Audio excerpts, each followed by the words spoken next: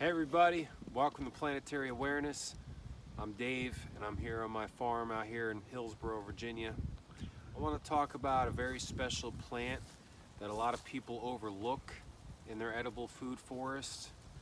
I know some guys on YouTube that I really look up to that have grown this plant and then have pulled it out because they didn't think the flavor was good enough. But I'm here to argue against that because here I have some goji berries that are very well established here. This is probably, I think the fourth year maybe they're in the ground, and they're actually quite delicious. And we're here in the beginning, going into the beginning of December. These will hang on the vine for probably another 2 to 4 weeks.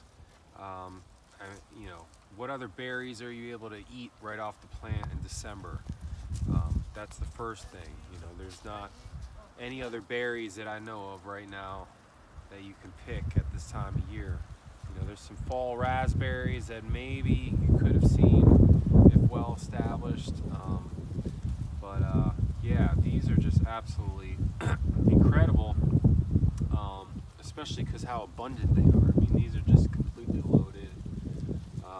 You know, goji berries can spread and take over a little bit, but if you just keep maintaining them, keep pruning them, cut them back, you can do a chop and drop with them if you want.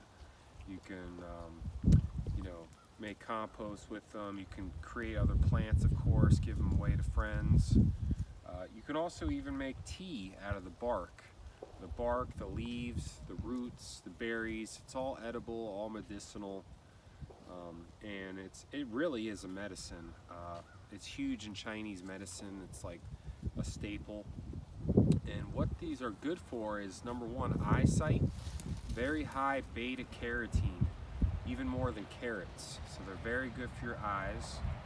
A lot of vitamins in here, vitamin E, things like that. And then even for a fruit, it's got high protein. So something to really consider is planting goji berries in your food forest. You know, have a nice trellising system. Here I just have, you know, the fence I'm using, which is just fine. And one thing you can do too is add limestone, and that will make it a little bit sweeter, the berries. I think it works.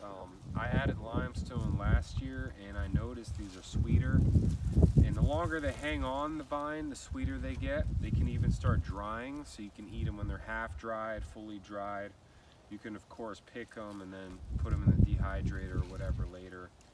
But I think they're excellent for you. They also are an adaptogen. They relieve stress and help all your organs, and they're just such an amazing, nutritious fruit. So I encourage you to grow goji berries, and until next time, signing off.